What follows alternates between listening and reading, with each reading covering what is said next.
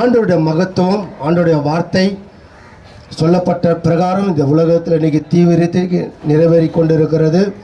இந்த கடைசி நாட்களில் நாம் வந்திருக்கிறோம்.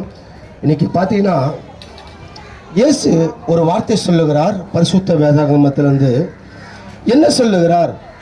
அங்கே அழுகையும் பற்கடிப்பும் உண்டாகன்னு இயேசு சொல்லுகிறார். அங்கே அழுகையும் பற்கடிப்பும் உண்டாகன்னு சொன்னால் எந்த நகரை குறித்து இயேசு சொன்னார்? எந்த தேசத்தை குறித்து சொன்னார்?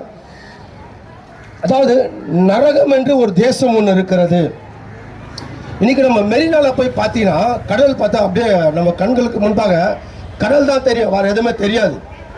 அதே போலதான் நரகம் என்பது அவ்வளோ ஒரு கொடூரமான இடம்.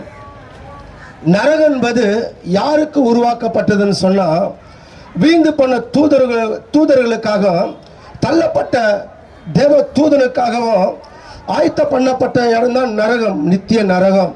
மனிதனுக்காக அல்ல, மனிதனுக்காக அல்ல. யாருக்காக உருவாக்கப்பட்டதுன்னா தள்ளப்பட்ட தூதனுக்காக, முக்கோடி தேவர்களுக்காக ஆயத்த பண்ணப்பட்ட இடம் தான் நரகம். அவங்களாம் அங்கே தான் இருக்காங்க. கர்த்தருடைய பிள்ளைகளை, இந்த வார்த்தையை கேட்கிறவர்கள் பாக்கியவான்கள், இதை வாசிக்கிறவர்கள் பாக்கியவான்கள், அதன் பிரகாரம் செய்கிறவர்கள் பாக்கியவான்கள். இந்த நரகம் எவ்வளவு கொடூரமானது தெரியுமா? நரகத்தில் பூச்சிகள் இருக்கிறது.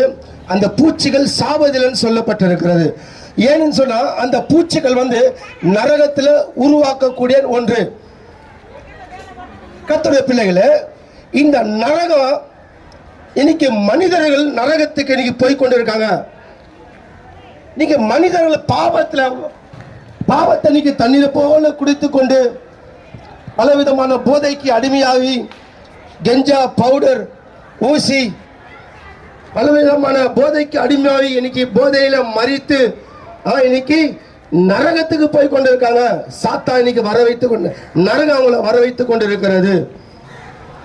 கர்த்தருடைய பிள்ளைகளே, அதேதான் ஆப்போசிட். அப்படி நித்திய ராஜ்யம், தேவனுடைய ராஜ்யம்.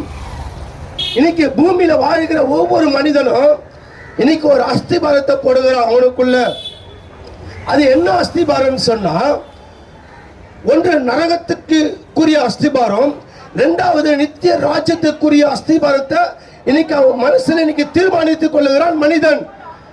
கர்த்தருடைய பிள்ளைகளே, நீங்கள் மனம் திரும்ப வேண்டும். ஆண்டவராக இயேசு கிறிஸ்து கடைசி நாட்களிலே நியாயாதிபதி வாசப்படியே வந்து நிற்கிறார். நியாயாதிபதி வாசப்படியில் வந்து நிற்கிறார். அவர் வருகை ஒரு வினாடியில் இருக்கிறது, ஒரு நிமிடத்தில் இருக்கிறது. அவர் வருகை எப்போ சம்பவிக்கலாம்? இயேசு கிறிஸ்துவின் வருகை எப்போ நிறைவேற போகிறது?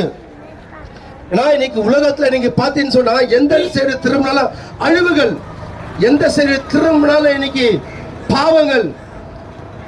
நன்மை செய்கிறவங்க ஒருவனும் இல்லை. இன்னைக்கு உலகம் இன்னைக்கு அவ்வளவு மோசமாக போய் கொண்டு இருக்கிறது.